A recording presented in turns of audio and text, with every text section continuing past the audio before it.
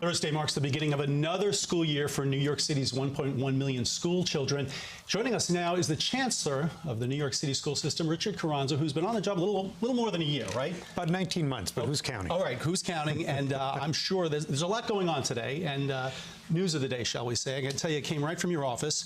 There's news about lead in the schools, and we're only 2 days away from schools opening. And I'm sure parents are a little concerned about the possibility. We've seen so many stories around the country about lead. What can you tell us about so-called enhanced protocols that you're talking about? So we made a commitment that we would look at every single classroom where we had six-year-olds or younger in those classrooms, about 8,600 classrooms. We then increased the number of classrooms because we went anywhere from first grade down to pre-K. About 8,600 classrooms. We found some semblance of lead in about 1,800 classrooms. We've remediated. We've had experts come in.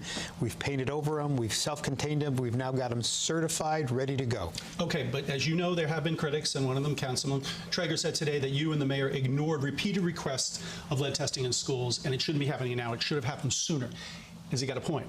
No, not true. We've been very proactive about this. We've been very transparent about it. We have a website where parents can look at what classrooms, what schools. We've communicated with every family. There'll be additional communication on the first day of school. In addition, our announcement today talked about how we're going to have enhanced protocols where we're going to look at common spaces, including cafeterias and libraries. So we are being as proactive as we can be on this particular issue. So parents don't have to be concerned? I mean, you know, this protocol you mentioned, that the testing was for 6 years old and under, 6 years and above, and it's only in libraries and cafeterias. I think it says that, right? Yeah, common spaces. Okay. And, you know, the guidance says that, you know, children, where they spend most of their time, which is in their classrooms, but we're going above and beyond. We're going into the common spaces. We're doing things that even the EPA says we don't have to do, but we think we need to because we want to assure parents that school environments are safe for their children. We have a protocol now where we'll continuously be looking at all of our classrooms and then showing that data. We're being audited by Ernst & Young at our request to make sure that everything that we're doing is at the highest of the protocols. So we want to assure parents that we're going to be transparent and that their children are going to have a safe environment. Okay, and as you know, there was more news today. There's a lot of talk about gifted and talented programs. An advisory committee came out and basically said they want to largely get rid of them. Today, the City Council's Black, Latino, and Asian Caucus came out against that move. Okay, I can tell you that might be news to you.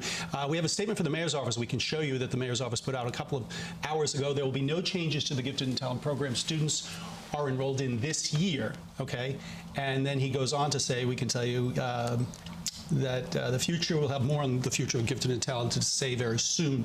You seem to welcome the program last week. Are you guys backpedaling at all? Not at all. So look, we need to be able to serve the needs of all students.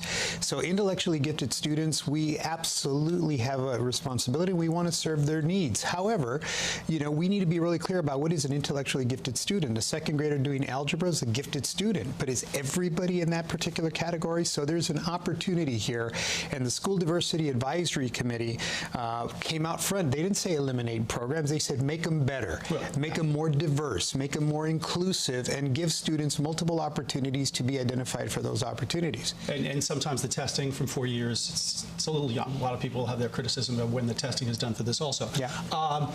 You've also made news this year, and we can talk about what happened this year in terms of the elite high schools. Okay, Stuyvesant High School. They're not elite, they're specialized. Special, okay, special. But we know that got some great students who come out of those schools, okay?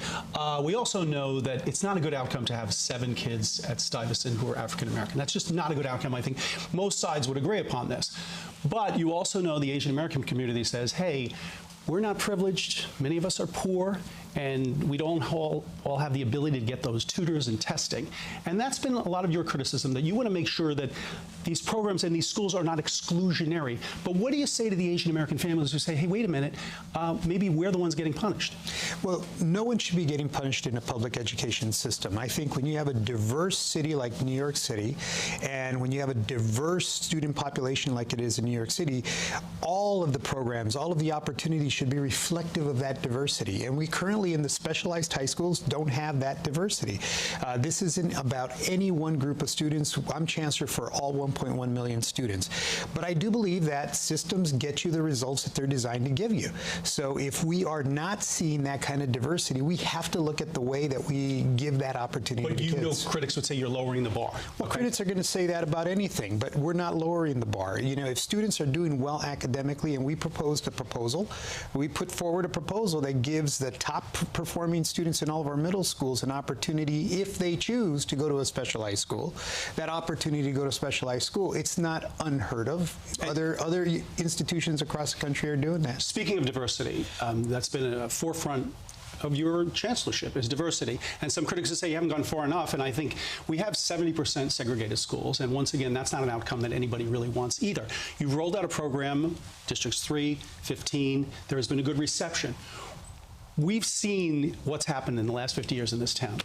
Not a lot of progress in desegregation, okay? What makes you think your program, okay, which is getting an initial, in these districts, positive response, is going to work in another neighborhood when a lot of this is about people having to buy in? People got to buy into this program, right? Yeah, so it's not a cookie-cutter approach, and I think what I'm proud of districts 2, 1, 3, 15 is that those communities have done the work of engaging communities, have had solutions and proposals that they've brought forward.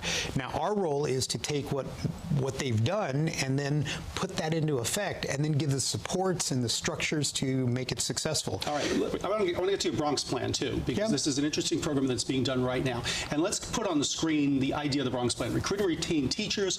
Also, teachers add $7,200 to the base pay with designated licenses and titles. What did this do and where did this come from?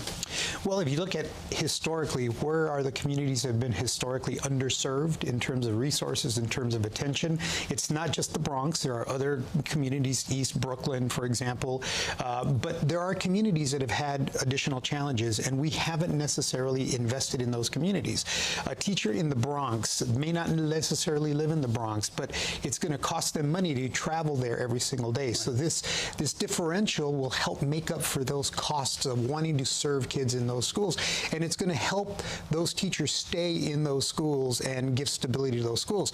The other thing that's happened with the Bronx Plan schools is that we know the research is clear that when principals and teachers and community members work together and collaboratively problem solve, this is going to give them an opportunity to have that process, but also get money to implement the solutions that they've come up with. And these schools go to the top of the list: facilities, infrastructure, technology, etc. I got to ask you, culturally responsive, sustained education. I did a little research on this. I talked to some of your educators who are very positive about it. A lot of people say, oh, come on, this is politically correct stuff. But when you see these kids in classroom, keeping their attention is important. The idea is to say, let's see, I spoke to one social studies teacher, said, perhaps hip-hop to deal with the social studies curriculum with a Black and Latino crowd of kids. How is it going to work? You hear what the critics say. What do you say? Yeah. Look, what students read about, what they study, who the historical figures are, how they look at the context of who we are as America should be reflective of who they are. And I'll tell you, there's a very, very popular Broadway show that's sold out everywhere. I think I've heard of it. Called Hamilton, that used hip-hop and rap to tell the story of American history. That's culturally responsive, sustaining education in action. I got to ask you, what surprised you this past year and a half? I don't think there's a lot of surprises. I think really, no, not the Daily. No, nothing in the newspapers. You know, public education is public education. It's not my first rodeo. But what I've been very impressed about is the level of passion and just smart people in New York City's Department of Education and in our schools. And that's why I know we can actually make a difference and create a better system for all of our kids. In the few seconds we have remaining, you're somewhat term limited, assuming that the mayor doesn't get a third term, and I don't think he's going down that road.